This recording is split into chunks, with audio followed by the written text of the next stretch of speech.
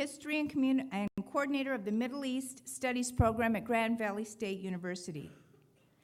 Our speaker for this evening is Dr. Graham Bannerman, a scholar at the Middle East Institute in Washington, D.C. As a Middle East expert, Dr. Bannerman is looked to for his insights on U.S.-Arab relations, regional security, and the Middle East peace process. Please join me in welcoming Dr. Graham Bannerman for his presentation, The Arab Upheaval, Middle East Alignment. Dr. Bannerman.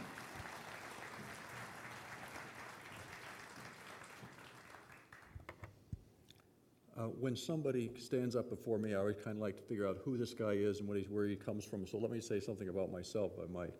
I'm a Midwesterner. All 8 of my great-grandparents are buried someplace in the Midwest, as are my grandparents and my parents. I grew up in Evanston, Illinois. However, I have wanderlust. As a young person, I spent a couple summers in high school in Europe, and after graduating from high school, I spent the next summer traveling around, and I went to Egypt for the first time, and that was 1963. I went out and watched the Russians build the High Dam.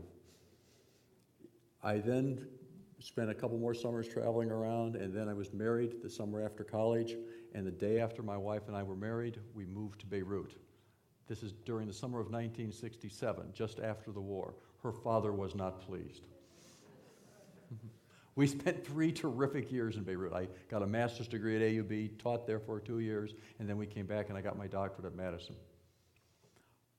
We then went to Washington, where I taught at Georgetown for a year and then joined the State Department. I spent 5 years at the State Department, where I worked on Arab-Israeli affairs. I had a terrifically good job. I wrote a daily analysis of Arab-Israeli affairs for the Secretary of State and the President 7 days a week. The good news is you got to tell the President every day. The bad news is you really didn't know your kids.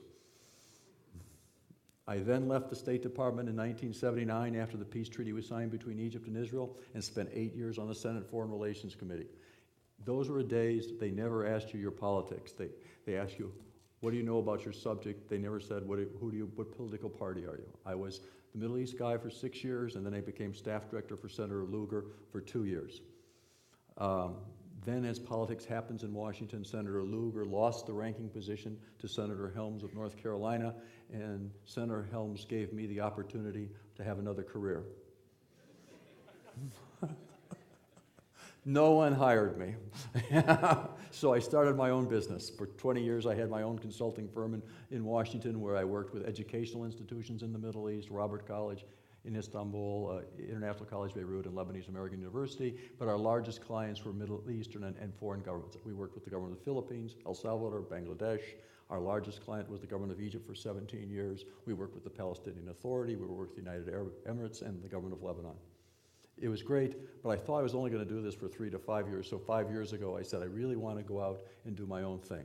So when I say that at the Middle East Institute, that's one of my many hats. I have a life where I do exactly what I want. I have an office at the United States Institute of Peace, which is a terrific organization in Washington, and I also am on the boards of several NGOs that do good works in the Middle East and promote bipartisan foreign policy. When I had my job at the State Department, I asked the guy, why did you want me, some relatively junior guy, to write this memo? He said, because you look at the Middle East differently than anybody else. So I should give you fair warning. I look at the Middle East differently than other people do. Let me just start. What I would like to do is just take these few minutes I have here. I'd like to put in a historical trend of where we are in the Middle East right now and how it fits into the period of post-World War II. I don't think you can appreciate at what a crucial point we are for the interest of the United States as we are at this moment. When World War II came to an end, the prevailing philosophy that existed within the Arab world was Arab nationalism. Arab nationalism it began in the late 19th century. It was a way the Arabs began to identify themselves. They looked at the world and said, why are we behind the West? Why are we falling behind? And the answer was, we're not enough like them. So the Arab nationalists said, we're proud to be Arabs, but we need to adapt a Western philosophy. Now, the range of philosophies they adapted were anywhere from the communists and the socialists to the progressives to the liberals to the conservatives or the Ba'athis. They were all Western philosophy and orientation, and they were secular. They were secular in orientation. The Arab nationalists at the end of the World War II began to replace the governments that were created by the ruling colonial powers. in Egypt, in Syria, in Iraq, later in Libya, in Yemen. All of these countries had Arab nationalist governments. So when, in 1967, my wife and I arrived in Beirut, if you asked the average person, who are you? A simple question. They would say, we are Arabs. The majority, overwhelming majority would say we're Arabs. They were proud of that. This is what bound them together. This was an identity. The 67 war and the defeat and humiliation of the Arab armies began to erode the strength of the Arab nationalists. It was seen as a rejection of Arab nationalism. You failed us. You didn't do what was necessary. But there was always a second strain that existed in the political philosophy in the region. And that was those people in the region who were a traditional conservative point of view. The reason we are not doing well is not because we're not like them, it's because we've given up on our own values. And these were the fundamentalists. They looked to their own values. We first must be true to ourselves, and then we can face up to the others. So starting in 1967, you began a trend in the Middle East where people began to increasingly identify themselves not as Arabs first, but as Muslims first. So if you did a survey last year or 2 years ago in the Middle East, and you asked that same question, who are you? The overwhelming majority of people in the region would say, I'm a Muslim. Not that I'm an Arab, not that I'm... Two countries were exceptions to that. The two exceptions were Lebanon and Egypt. And in Lebanon and Egypt, the majority said, in Lebanon they said, we are Lebanese, and Egypt said we're Egyptians. The problem for the Lebanese, however, was they couldn't agree on what that meant. Each community thought being Lebanese was something different from the other community. But in Egypt, nationalism was very much there. So you have today in the region, everybody, no one should be surprised that if you have a free democratic election in any Arab country today, the Muslim parties are going to win because they reflect the majority of people. Now, is that bad? Is that good? It's neither. It's just what's going to happen. And they're also going to have a range of views that are Islamic. But that's there. We're at this point in the region. Now we've developed these more populist governments, and they're all going to be more Muslim. Egypt is particularly important, and I want to emphasize this. Why is Egypt important? Egypt is the only country in the region that has the ability to tip the balance of power one way or the other. What I mean, in the early 1950s, when President Nasser took over, Egypt wanted to reach out to us. We mishandled it. We dropped the ball. We couldn't adapt to the new Arab nationalism that he represented. When he asked for help on the high dam, we asked for weapons, we said, no, we're not going to give you those, and you have no choice, other options but us. Well, people always have other options. And he went to the Russians to build the high dam and to the Czechs to supply their weapons. And for the next 20 years, the region was tipped in favor of the Soviet Union. So when I was in Beirut, President Nasser could give a speech in Cairo and put 10,000 kids on the street demonstrating against the United States in Beirut. President Sadat changed that. President Sadat made a determination that the interest of Egypt would be better served by being with the United States. And he therefore made his move to make peace with Israel as a way to improve the relationship with the United States. And since that period of time, the Sadat period, the region has been tipped in favor of us for the last 35 years. But with the changes going on today, there is the potential, if we misplay our hand, as we did for the changes in the 1950s, that the region could tip against us. And that would be a serious problem for us, because we would lose our position of dominance. As I like to say, the British in 1956 lost their position of dominance in the region on the shore of the Suez Canal, and we have the potential of that today. So we need to play that very carefully. The other thing that's actually clear, every situation in the Middle East is different. Each country is different. There is no situation that can any answer to all those questions, and we have to be very, very cautious on how we do this. The other thing is absolutely clear. We have little or no idea what's going on in these countries. We tried the best we can, we do the best we can. If the really good people understand 30% of the situation, I'm talking about those of us who spent our whole career looking at these guys, we may know 30%. But they're playing on 7 different levels below us, and they're very different than we are. And you have to adjust to that. Now, is there any reason why we won't be successful? Absolutely, there's no reason why we shouldn't be successful. But will we be there? It's not clear. The other problem we have as a country, in the Middle East, there is a decline of American influence. I'm not one who says our period is past. I don't believe that. But I do have to recognize that American influence in the region is fundamentally less today than it was 10 years ago. For 3 reasons. First, you have to look at, there's the military region. American wars in the region have been very unpopular. American popularity because of these wars is high. Let me put it this way. Congress has a greater approval rating in the United States than we do in the Middle East. To give you the depth of our problem. Therefore, we need to be careful of what we're going to do. Now, the military power of the United States is still feared and respected, but that doesn't mean they're happy with every way we use it. They see us not as liberators. They didn't welcome us in Iraq like some people thought they would by throwing roses at our incoming army. They looked at it differently. The military power is still important, but it's a dual-edged sword. Secondly, economically, it's hard to explain the damage done to the American image by 2007, 8, and 9, our economic crisis.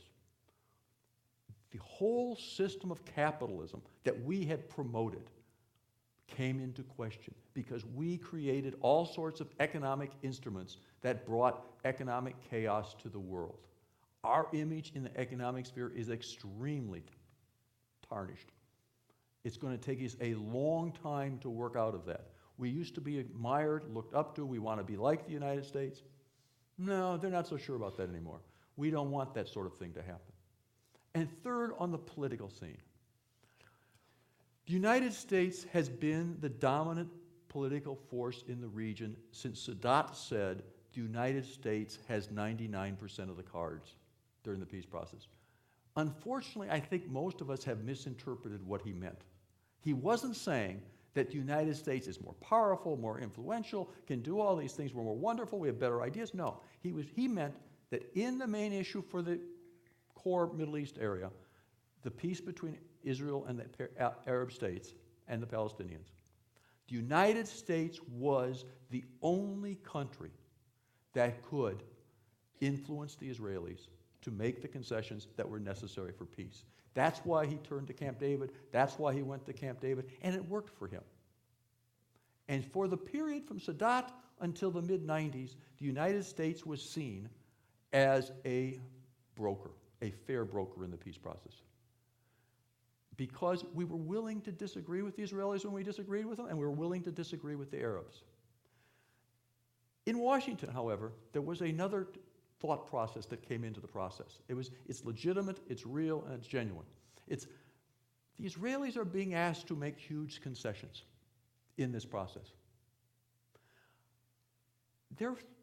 These are life and death questions for the Israelis, and therefore the only way they'll make those concessions is that they have to be reassured that they will not be deserted by the United States will not sacrifice their interests, they will protect them.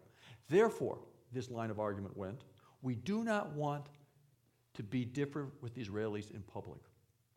So since the mid-90s, the United States policy has been, Democrats, Republicans, across the board, that we will not disagree with the Israelis in public on major issues. We'll obviously have difference with anybody on some issues.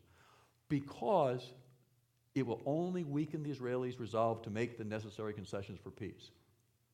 The only problem with that argument is it hasn't worked. There has been no progress towards peace in the last 16, 17 years. None. And worse than that, from the perspective of the Arab negotiators, the Palestinians, if you sit down and talk to them, they said, when we were at Camp David, the Palestinians have said to me, the reason this failed because there were 2 Israeli delegations and us, because there was no disagreements between the Americans and the Israelis there. And the Palestinians always felt they were the odd man out. If you want to know why the Palestinians, and this is the most worrisome thing for us as Americans, went to the United Nations last September to begin the process of looking in the international community for support on the process, which we say broke the agreements, going out of the normal process of negotiated between Arabs and Israelis with the United States as the key factor. They were rejecting us as an impartial negotiator. And this was encouraged by most of the Arab states. Why? The old formula of Israelis and Palestinians, or Israelis and other Arabs negotiating with the United States as the arbitrator, was being rejected as totally failure. It wasn't working. We were never going to get peace. We were never going to get what happened. So on that issue, and as much as we like it or not, that issue still can touch the heart of Arabs. They don't talk about it all the time. They don't care about it all the time, but it is one issue that rallies them across the board. So where do we stand? We come up against this changing region. Any government that comes to power in the Arab world that reflects the people it's going to be much more difficult for us to deal with.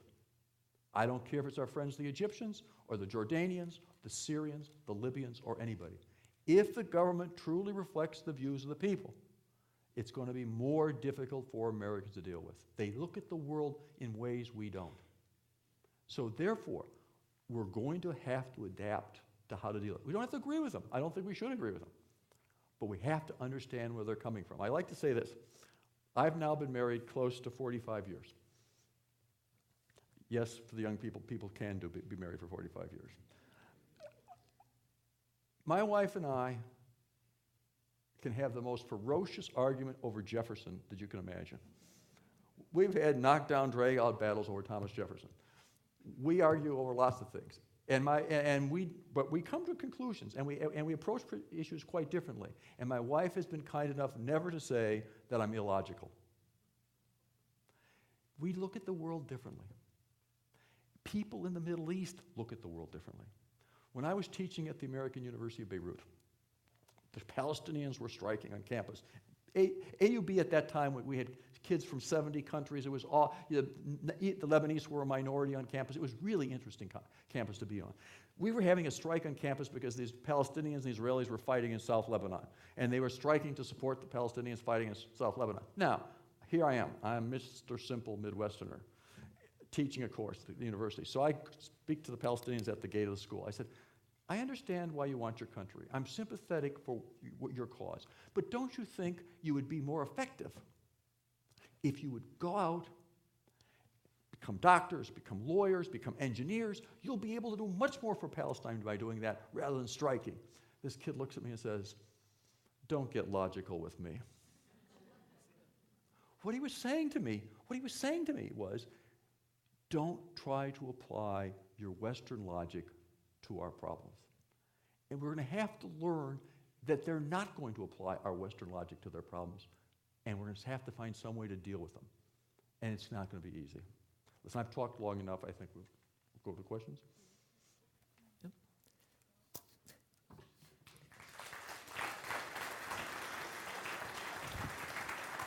Good.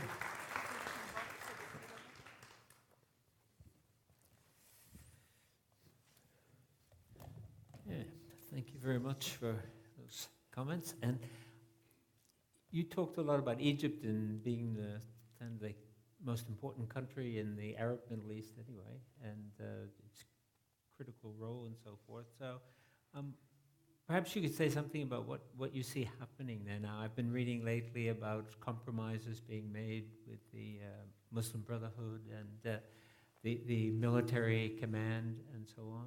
So what is your take on what's happening? Well, I'm very optimistic about Egypt as a country. I'm optimistic about Egypt because of Egyptians. Because Egyptians by nature are conservative, moderate, and work for consensus. It doesn't matter where you are. You cannot succeed in Egypt by being a radical. So therefore, whoever becomes the power, whether the Muslims or secularists or whoever they are, will be moderate. And those people who are characterized as radical will lose to the others. One of the reasons the liberals did so poorly in the elections is they appeared to be the radicals to the majority of Egyptian people.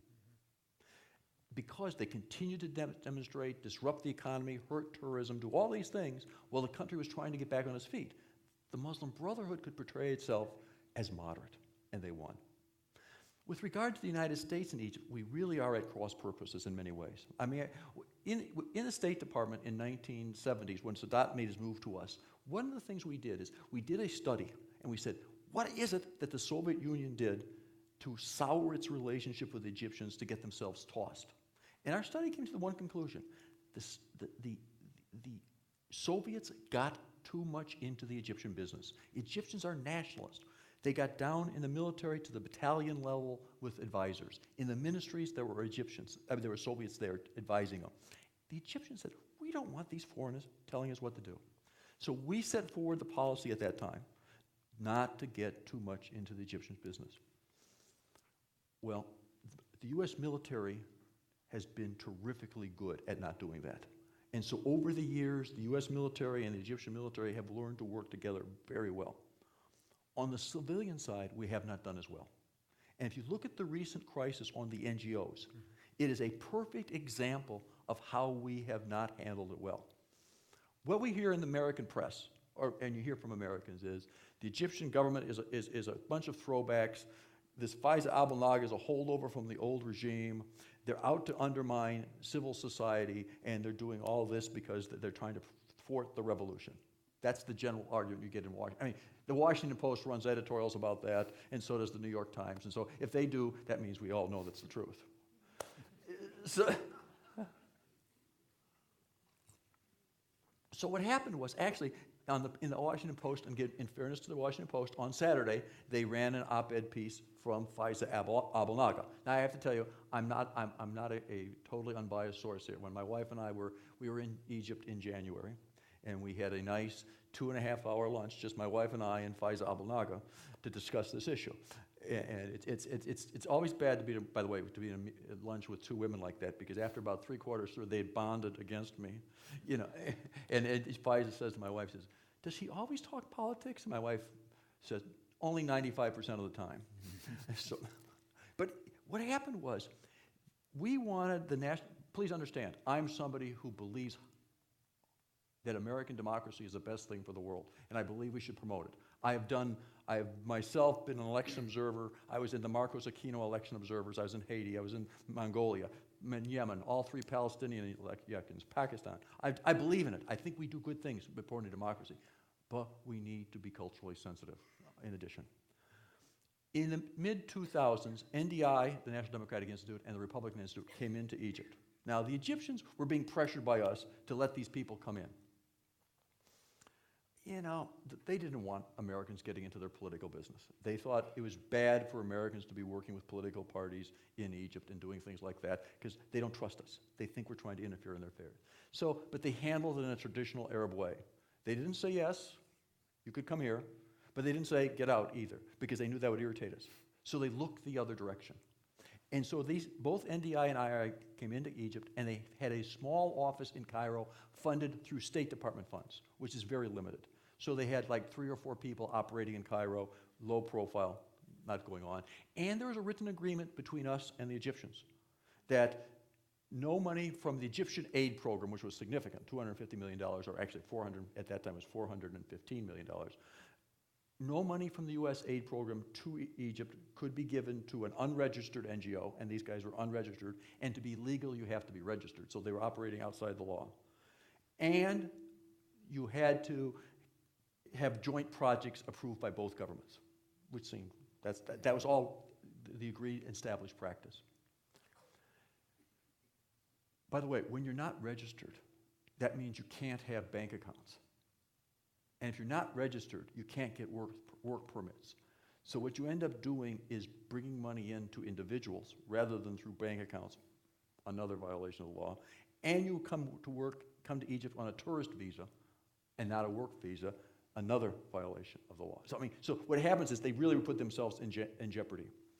So after the revolution, last February, the State Department made a unilateral decision, and the White House, it's not just the State Department, that you could use the economic support funds, that's the bilateral economic assistance funds, to support the NGOs even if they're not registered. So since last March, in the last year, they put $150 million into NGOs in Egypt.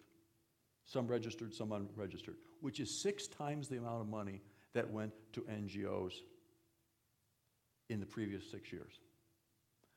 So the Egyptians all of a sudden said, whoa, what are they trying to do? They're trying to get into our business. NDI, IRI, and the Freedom House ended up opening up, instead of a small office in Cairo, opened up 17 offices all over the country. And the staff of IRI went from 5 to 75. This raised all sorts of concerns. And you have to understand, people in the Middle East don't believe that everything we do is altruistic. They're conspiratorial. They see all sorts of things going on here that's not happening. I always just say to my friends out there, I only wish the CIA were as good as you thought they were. I'd be really happy for the United States. But you know, but the thing is, so all of a sudden, this raised the red flag. It stayed, the Egyptian government tried to work it out with us behind the scenes, and then in June, we announced publicly that we'd given $40 million of the Egyptian economic aid, which was supposed to go to what they felt was to the Egyptian people, to these NGOs. We thought it was to promote democracy. It now was public. At that point, they initiated a judiciary procedure against, in Egypt, the judiciary does the investigation. They're the combination of the FBI and judiciary. And they went through the process, and it's been in the hands of the judiciary since last September. The raid in December 29th was part of the judicial procedures. It was not the executive branch. So what happens then? They raid the offices, they put a no travel on anybody who was accused of breaking the law, which we do, and it became this huge incident where everybody in Washington said, cutting aid, doing all this, we're going to press the Egyptians, we're going to make them do what they want. Now, there's certain countries in the world who view themselves not only as nations, but as civilizations. China, Iran, Egypt. If you view yourself as a civilization, not as a country, your reaction to foreign pressure is somewhat different. They weren't going to get pressured. In addition, we were saying to them, we said to the military, you guys who are the executive, interfere in the judiciary process to get our people out.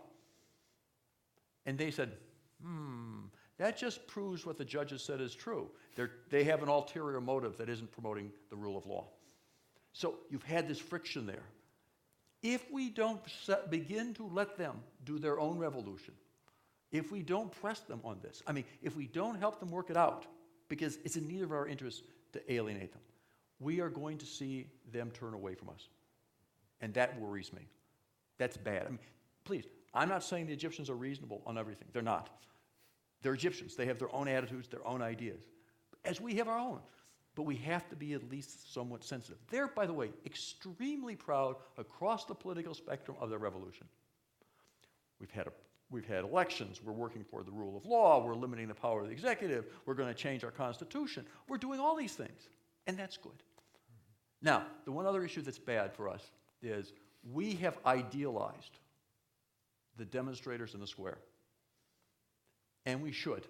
They are great young people. They are exactly like we are. They share our values. They've gone to our schools. They speak English. They're photogenic. And they are truly idealistic liberals.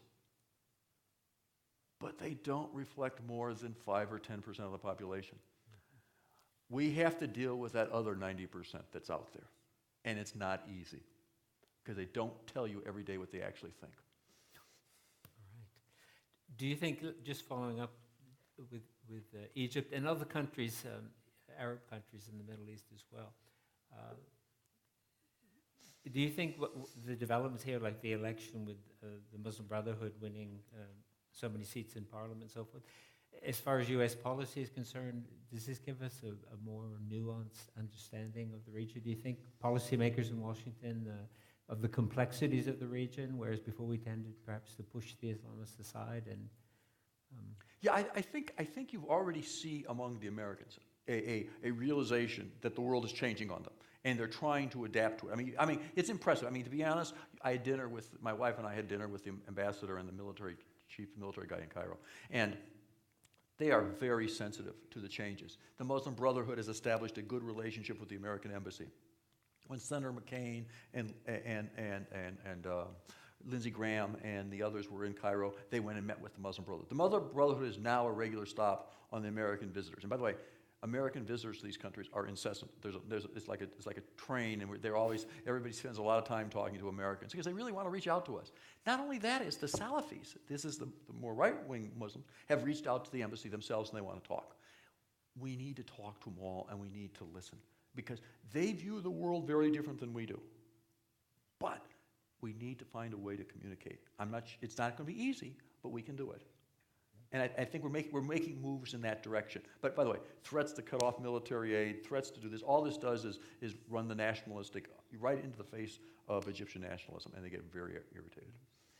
Let me ask you, in a different part of the region, the role of Iran. We read a lot, we hear a lot about Iran, its influence in Syria, Lebanon, Gaza, Bahrain, and so forth. So is this real or is this imagined?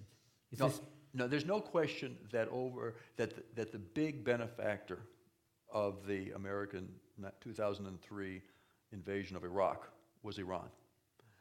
American policy, I was on the policy planning staff at the time of, or just after the Iranian Revolution, and we were scrambling like crazy to try to figure out how to promote our interests. And I'll take full credit for being not lasting long in that job because I didn't do a very good job of it. No, because I disagreed with the policy. But anyhow, what happened was we saw Iran as the enemy, but the bulwark against Iran was Iraq. Saddam Hussein was a despicable, horrible human being, but he was an Arab nationalist secularist who opposed the Iranian force. And our fear at that time was this revolution in Iran, this Muslim fundamentalism, was going to spill over into the Arab world. But the bulwark against that was Iraq. And the Iraq-Iran war of the 1980s blunted the ability of the Iranian Revolution to get into the Arab world, with a few exceptions, Hezbollah and somewhat in Syria. But that was there, and that tipped the balance. When we forgot the message in 2003, and we saw Saddam Hussein only to be the thug that he was. Do not mistake anything. There's not much good you can say about Saddam Hussein. He was a thug. He was brutal. But he was a resistance to the spread of Iranian Islamicism. So when we knocked Saddam Hussein out of the box, 60% of the population of Iraq is Shia, naturally aligned with Iran.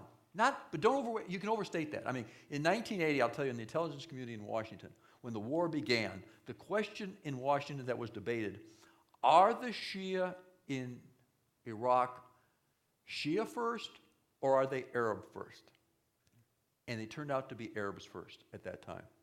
But the experience of the United States and the Sunni-Shia conflicts in the civil war that followed in Iraq has managed to crystallize a very Shia identity among the majority in Iraq, which is much more sympathetic to Iran. It is no longer a bulwark. In fact, they facilitate the arming of the Syrians today by letting equipment go through. They let people go through. It is. So we've turned this large Arab state from being a bulwark against the Iranian to being an ally, or at least not an opponent of Iran. Thanks. One last question has to do with the impact of the awakening on the Israeli-Palestinian situation, or crisis, or whatever we want to call that. What do you see happening there? Well, in the short term, it takes the pressure off doing anything, because everybody's so self-consumed with their own problems. If you're a Syrian and you're fighting for your very existence against some other group of Syrians, you don't have time to worry about the Palestinians. If you're in Egypt and you're worrying about organizing yourself for how your future's going to be, you don't have a lot of time to worry about the Palestinians. In the long run, it's not that good, because the Palestinian cause touches the heartstrings of all Arabs. And therefore, when they think about it, the injustice just drives them crazy. And you're also going to see with the Egyptians a fundamental change on the treaty. Now, will the Egyptians continue to honor the peace treaty with Israel?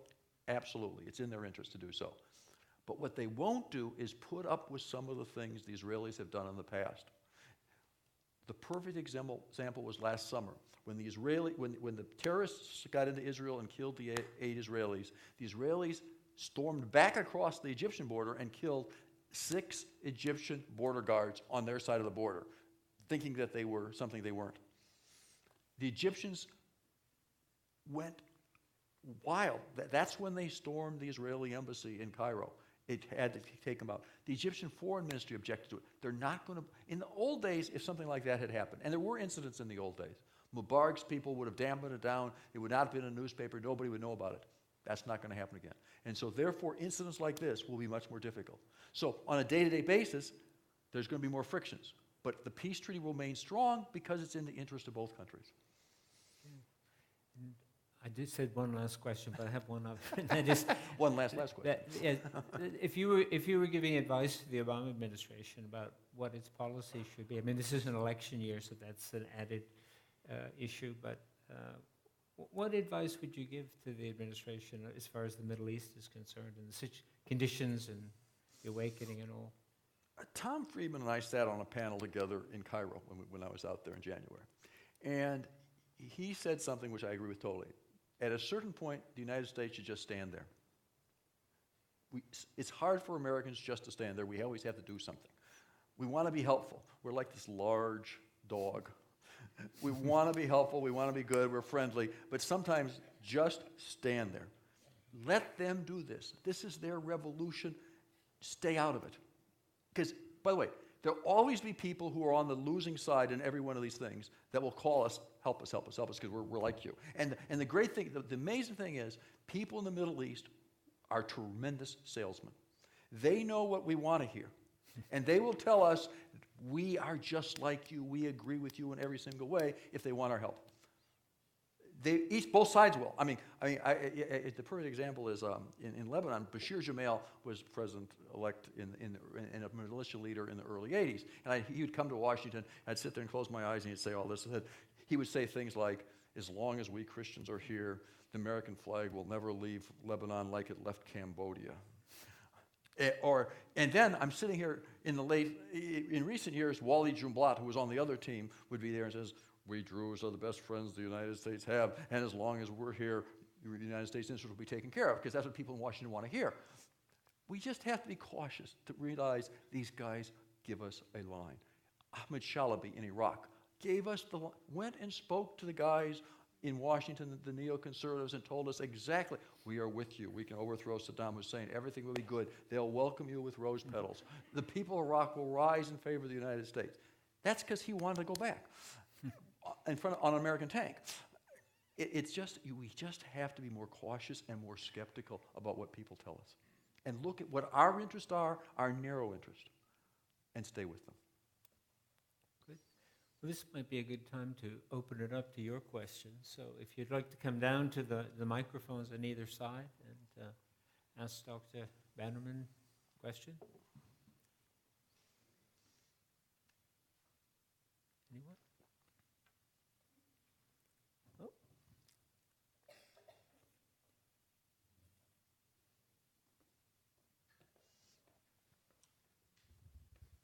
My name is Roland Ganney. I'm a professor at Grand Rapids Community College. And if I had occasion to spend time with you, I'd probably find myself in opposition to everything you said on a grand scale. And the reason being, I'm from Egypt. I was born in Egypt. I spent the first 22 years of my life as a third-generation European of the influx of Europeans that came into Egypt following the Khedive Ismail's invitation for the Europeans to modernize the country, as you probably know that whole history. But the sad part of it is you pointed out one thing I agreed with, and you left it pretty much in limbo. You said they identify themselves in the Middle East as Muslims. And frankly, that was a remarkable observation, but you left it pretty much in limbo because It is the underpinning aspect to which all consideration of life in the Muslim world is based on Islam. I know Islam as I know the back of my hand. I know it because I speak the language, I read the Quran, and to say that my friends, which are multiple Muslim friends, recognize what I do know. The problem I have with all the things you've shared, sir, is that I just gave a presentation at the Community College Conference in Traverse City, and I had the title, Arab Spring, and subtitled it, An American Delusion. Obviously, we don't seem to realize with our great optimism for democracy that you mentioned a moment ago, that it will not ever fit into the Arab or the Muslim mindset. It doesn't. The Muslim Brotherhood, the founder of the Muslim Brotherhood, was our neighbor in the Kuba Gardens area where I lived as a boy growing up. My father knew the gentleman, spoke with him. And he said to him categorically one day, because he was very friendly, he said, Mr. Ghani, we have an agenda. The world is going to be ruled by Islam. Take for what that means. I'm sure there are many Muslims who wouldn't even agree with him. He was assassinated by the king, King Farouk. I remember as a young boy reading about it. The sad part about our American presentation is that we always seem to forget the many issues you pointed out a moment ago are exactly on target. The temperament, they try to sell you something, the whole idea of how they seem to negotiate. You know, with all due respect, the whole idea of the single democracy in the Middle East is Israel, and yet we don't seem to remember that point. And the other countries are strictly basing their whole agendas based on what they can get from us. Yes, they have their own agendas, but Islam is the foundation of all that rules a Muslim majority country. I grew up in Egypt. I speak 5 different languages. I went to a British school. I have Muslim buddies to this day. Do you have a question? Or Yeah, I we'll give- appreciate that. And I apologize if I made a statement. No. But my question to you is, how can you reconcile that great dichotomy between what we call democracy and what you've experienced? Because I wouldn't even begin to touch on your huge exposure of what you've experienced. And in that sense, it's a remarkable example. How do you reconcile this seeming irreconcilable? You have great hopes for Egypt, and I was very happy you made that statement. But I don't see that. I know the land as I know my own heart. 22 years of my life. I apologize for my lengthy No, I dissertation. think it's a good point. I think the point is, 2 points here. Yeah. One is that in the region, the minorities are deeply concerned.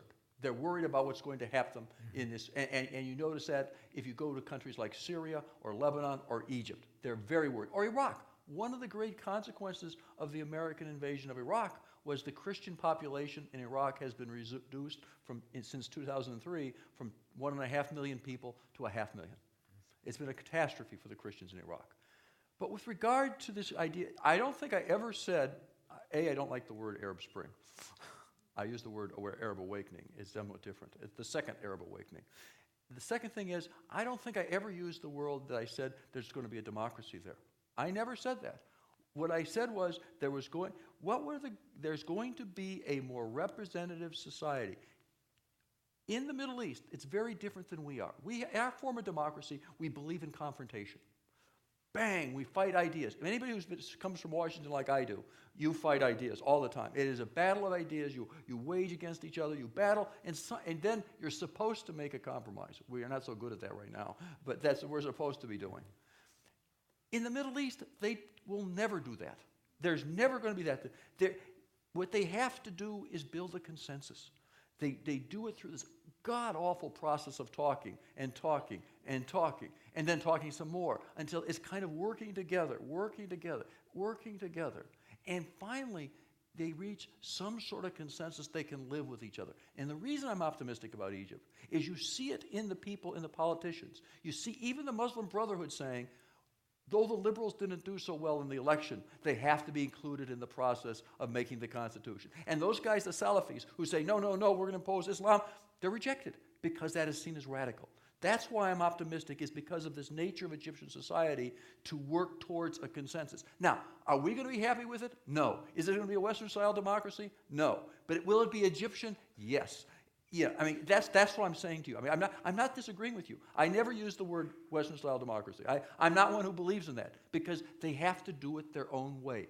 Society has to reflect their own values. You can't impose American values on these people, because they look at the United States, do you want to know the truth? And they say, we don't need that. We don't want to be like that. We don't like that. How do you like to go out to sell the efficiency of democracy and describe Washington today? How would you like to have to sell that one in the Middle East? It isn't. It's the way we do things. Therefore, they're going to have to do it their own way. It'll be less than what we want, but that's what we can't do. We can't. This is why we can't impose our values on them. They want their own values. We can encourage them, we can help them, and we can do that, but we can't make them to be things they're not. And we shouldn't even try, because it only works against us. Yeah, go ahead. Okay, you did specifically mention the Arab or the Egyptian attitude towards the IRI and the NDI as conspiratorial, and you painted a picture as these organizations went into Egypt and they broke a few minor laws, customary things, and that gave them reason to be greatly conspiratorial about the nature of their involvement inside of Egyptian democracy. But the International Republican Institute has been documented as actively overthrowing governments, as in countries like Haiti, where they trained Guy Philippe and his thugs across the Dominican border, went across, caused chaos, and the State Department went and kidnapped the president of Haiti. Like, so don't you think it's a little bit intellectually dishonest to call the attitudes in Egypt, which are completely logical and sound based on the IRI's previous history, conspiratorial in nature? I mean, no, I can't comment on the Haiti. I have to tell you, my one experience in Haiti, I was an election observer there in November 1987. It was probably the worst day of my life. That was the day they killed 29 people and destroyed the elections, and the whole thing broke down. And so here I am. I'm a Republican who was a National Democratic Institute election observer, because they always take me along and say we're bipartisan. There's 29 of us in Graham. Okay, okay. But anyhow, so I went there, and I was with this Venezuelan and a Filipino, because they were always multicultural. And we said, let's get a cab, because our cars didn't show up, and go down to the center of town. We went down to the center of town, and all of the ballot boxes were burnt. There were burnt ballots blowing around the street. There was nobody on the street. People had been killed. And all of a sudden, this other car comes up behind us with 4 guys in it, and they start shooting at us. And it was like a gangster movie, like in the old Chicago 1930s. And we do about 4 blocks like this with this guy. Every turn, they're shooting at us. I'm fighting with the Venezuelan for the low spot on the back seat. That's what we're doing. It was a horrible experience. So therefore, I'm not one who will say that these guys aren't trying to do the good job. They are. I think if they did something like that, I'd be surprised. Because basically, the institutes, the Democratic Institute, the Republican Institute, they're trying to do a good job of promoting democracy. They have a tin ear sometimes. I agree with you. But what happens in the Middle East, people in the Middle East, like we do, make all sorts of conspiracies that happen. It was amazing. You sit there. The Americans were doing X, Y, and Z, and the Americans were not having any idea that X, Y, and Z was going on. There's just enough going on for us that people believe we do more than we do. That was the election after we forcibly removed Baby Doc Duvier, wasn't it? Yes. Okay. Good, thank you. Question. In Iran, right now, there seems to be a pretty good power struggle between the Supreme Council and Ahmadinejad. With that going on, how do we prevent a jihad between that country and the West over the nuclear situation, and with Israel possibly doing a preemptive? How do we prevent that holy war? I was having a dinner with a very high government official and some congressmen for this NGO I was on, and he was defending the sanctions policy brilliantly, this high American official. And I asked him a question, and my question was this. I said, please look, on the question of Iran and nonproliferation, I don't have a very good record personally. I mean, I was on the policy planning staff for Iran in the spring of 1979. And there was a very famous amendment called the Pressler Amendment that affected our whole policy towards Pakistan. I'm the guy who wrote it. Okay, so I have a very checkered career. So I'm asking you a question, Dwight. I said, how do you know your sanctions are working? I said, what is the motive for the Iranians to get a nuclear weapon? What drives them? And he said, we're not really sure. I said, if you're not sure what drives them, how do you know your sanctions are making them change their mind? You have to know what they're doing. It seems to me the problem we face with Iran is across the political spectrum. It doesn't matter what happens internally. The overwhelming majority of Iranians believe their country should have a nuclear weapon. If you were sitting on the policy planning staff in Tehran today, and you looked at the world around you, and there's 3 countries in the region that have nuclear weapons that are outside the Non-Proliferation Treaty. What are they? India, Pakistan, and Israel. There is one country within missile range of all 3, and that's you. Then you look around the region and you look at the deployment of the world's only superpower, the United States, and they have forces on every one of your borders. How are you going to stop those guys? Then you look and you say, Libya gave up weapons of mass destruction, and what happened then? The West went after and destroyed the country. So why on earth would you not want a nuclear weapon? How can you guarantee your own protection? Until we, who believe it's bad for them to have a nuclear weapon, can address those concerns of Iran. By the way, and the ultimate, if you read the New York Times, every day in the New York Times, if you're in Tehran, they're talking about, is it going to be Israel or the United States that bombs you? It's not as if someone's going to do it. They're going to bomb you. Why on earth would you not be working like crazy to get a nuclear weapon to stop it? So therefore, we have a problem with Tehran. We believe, we the West and the Israelis, believe if Iran gets it, it'll be destabilizing to the world. And the Iranians believe if they don't get it, they're going to be overrun and crushed by these other people. And that as a proof. How do you bridge that gap? And does our policy bridge that gap? And I would argue it doesn't. In fact, if anything, we keep driving them. Their job is perfect. Their policy is absolutely clear. We want to delay and obfuscate and just keep pushing them back long enough for us to get the weapon. Because once we get that weapon, then they can't go after us. The other thing is, and one of the things you can't talk about in Washington, you cannot use the word containment, because containment means you let them have a weapon, and you can't use the word that the Iranians are rational. Because if you say they're rational, that means they could be one with a weapon and you can reach a regime with them having a nuclear weapon. So therefore, the minute General Dempsey, the head chairman of the Joint Chiefs, said Iran was a rational actor, the whole world jumped on his throat because once you do that, that changes the whole policy we have. Our policy towards Iran is either leading to war or Iran getting the weapon. And I don't see how we avoid that. That's not what I want. It's not what I think is a good policy, but I can't see how you get there with the current policy. And one more last point. I worked hard as anyone to keep Pakistan from getting a nuclear weapon. I thought Pakistan having it was much more worrisome actually than I do Iran. I was on the policy planning staff when we cut off aid to them over the nuclear weapon in 1979. Our assessment of the intelligence community in 1979 was they would have the weapon within 2 or 3 years. It took them almost 20, but they got it. We delayed them, we slowed them, we did the whole thing, but they got it because the country had a consensus. India had the weapon, the nuclear weapon, therefore we have to have it for our own security. The Iranians are in that position. Just the quick follow-up, the power struggle between the two factions, the Supreme Council and Ahmadinejad, they seem to be butting heads. Can you just speak a little bit to that?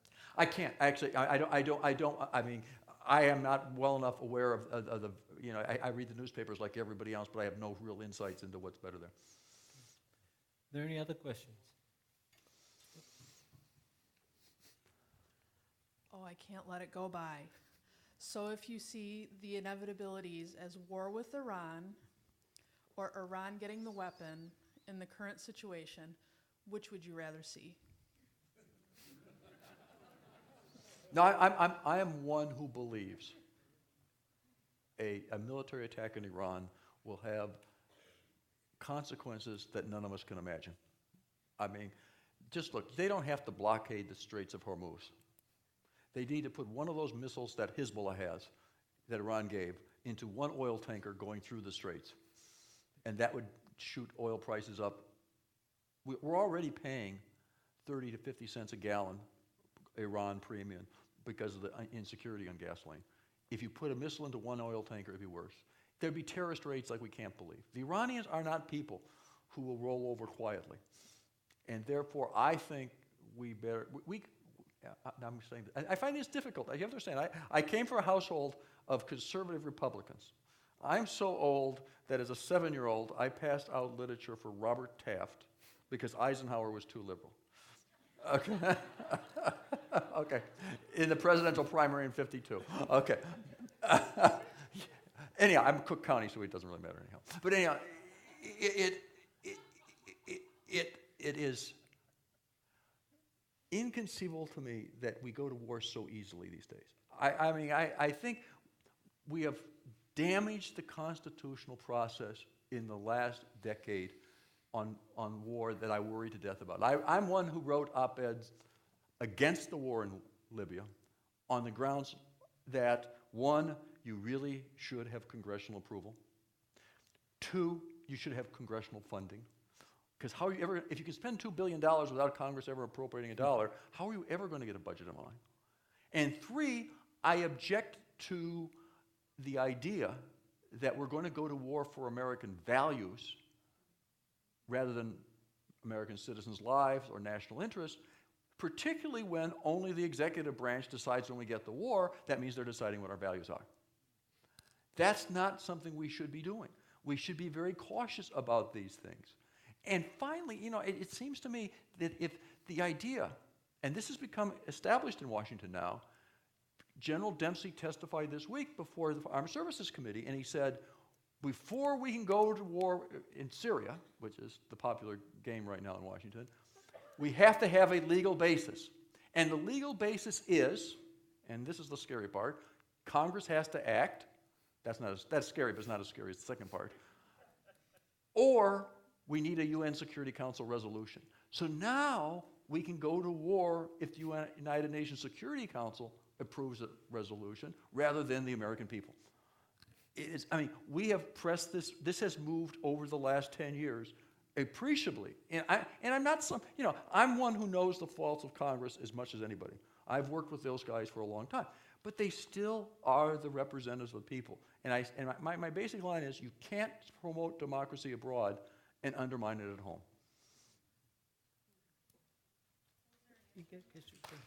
What?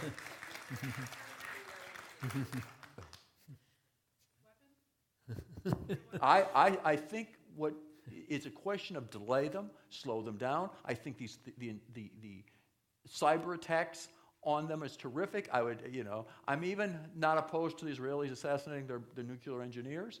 I said the Israelis. I didn't say us. Okay. Yeah, they've done that, by the way. There literally is a war going on between Iran and Israel already. It's a clandestine war. It's happening. It's going on. Anything we can do to slow them down, but we must not fool ourselves to think that we're ever going to stop them, because they see it as their national interest. We had a question text in from the audience, and actually I think you just addressed it. So this question was asking about Leon Panetta saying the legal basis to go to war. So I think you just addressed that concern. So I am just going to mention that we have your op-eds on our Facebook page if anybody wants to be able to take a look at those op-eds you wrote on Libya and I think on Egypt. So I don't have a question after all. I'll let Polly.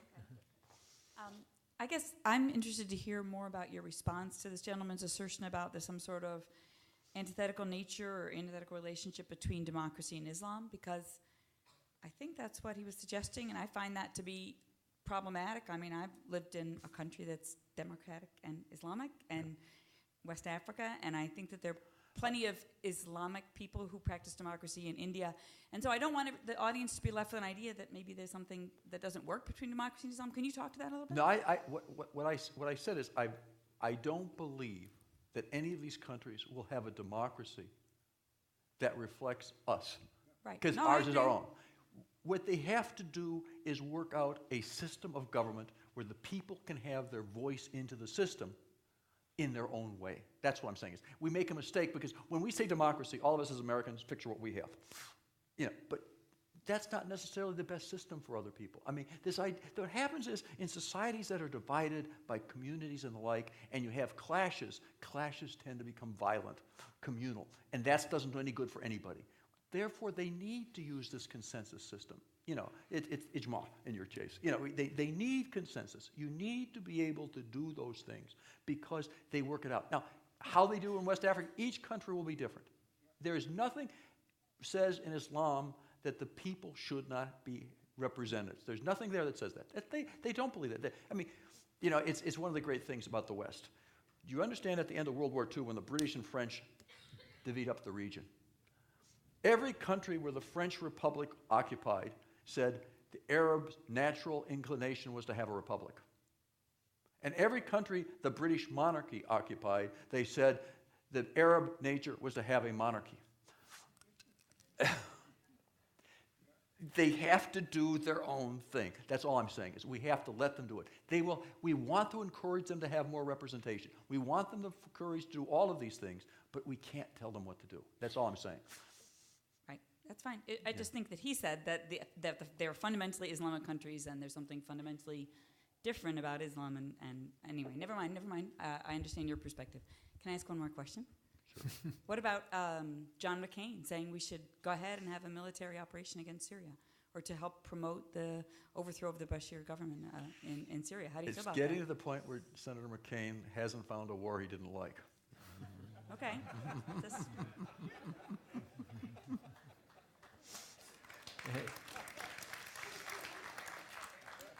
Go ahead. Touching on Panetta a little bit, but more specific to your op-ed about Libya. In there, you talk about how the intervention in Libya is almost in some way sufficient or necessary for the Russian and Chinese veto in the Security Council. I'm just kind of wondering how that functions. Okay. And the other side question there is, how is the United States having veto power in the Security Council not a de facto check that the United States government has control over? No, of course it is. I mean, that's why the veto is, the 5 permanent members have veto power, so each one has de facto control to prevent it from happening. What I said about the experience last March on the resolution on Syria, which was designed to protect the civilian population, the Russians and the Chinese went along with it. What we did is we changed used that resolution not for protecting the civilian civilian population, but to promote regime change. We actively became involved on one side in a civil war and destroyed the army of the Libyan government. So the Chinese and Russians said, we're not going to vote for any more resolutions if you abuse them from just protecting the civilian population. And in fact, they say that very clearly. If you listen to what the foreign minister of Russia says, we're not going to do this again. It's not going to happen because we're not going to have another Libya. That didn't have anything to do with Russia having massive military bases inside of Syria like we do in Bahrain.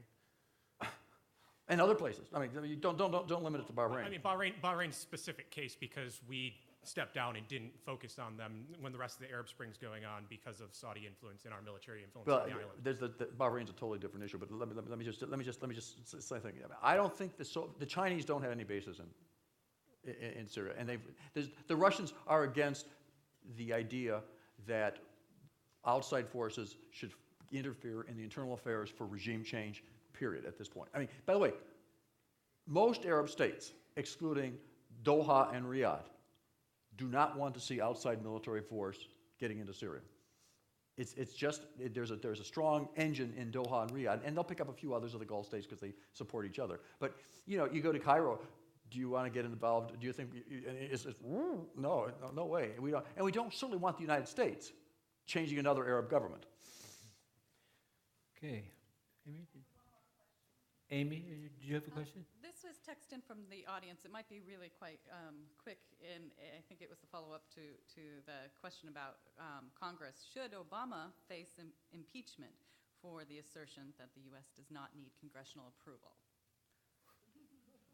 That would be an interesting question, but I think that anybody who believes in democracy believes, there's an election in the fall, and how that goes out. answers that question. You don't need to go to impeachment here. You want to ask a question? Mine's really for confirmation. I'm assuming I misunderstood you. You believed that supporting Saddam Hussein was a good call because it stopped the spread of Iranian Islam. Was that your opinion, or was that you stating the opinion of another? I was saying that in the 1980s, at the time of the Iraq-Iran war, the United States was faced with a terrible dilemma. By the way, that Iran, which was this revolutionary wave that was spreading, there was fears that it would be everywhere in the Middle East at that time. The war starts between Iraq and Iran. You have a choice at that point.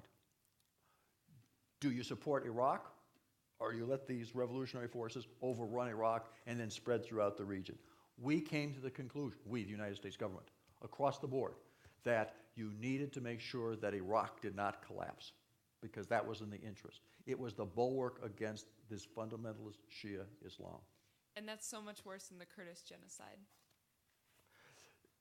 The Kurdish genocide, as you call it, which there is this, the issue up in the villages along the border, occurred after that. That kind of later. I'm aware, but he had it in his fundamentals. It was on his 5-year plan, if you will.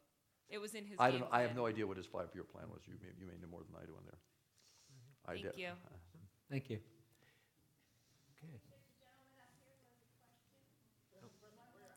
Okay. Okay.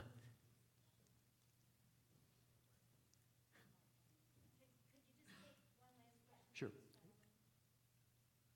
Assume Iran gets the bomb. Given the rhetoric, what do you think the possibility of them using it against Israel is? Well, that's the fear. I mean, that has to be the legitimate fear. That's a driving force behind That absolutely, that's why the question of whether or not Iran is a rational actor is completely important. If you think Iran is an irrational actor and would bomb Israel, which would annihilate Iran as a country, then you have to be very fearful. But if you think, on the other hand, that the Iranians are not going to destroy their own country for the sake of the Palestinians, besides you killed all the Palestinians that were there too. I mean, it's not. That is the issue. That is the real issue. If you are, as most Israelis are, who believe Iran is an irrational actor, their position is totally logical. I don't believe that a country is governed by people who are irrational. We have to understand what their rationale is. We have to understand what drives them, and then we can deal with them. They don't think the way I do. They don't think the way you do. But if we don't understand them, we can't even begin to develop a policy towards them. That's what I'm saying. Thank you.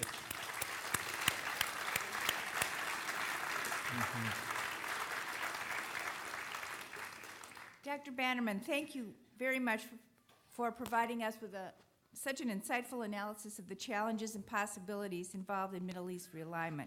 And thank you, Dr. Good, for moderating this session for us. Let's give him another hand. That was wonderful.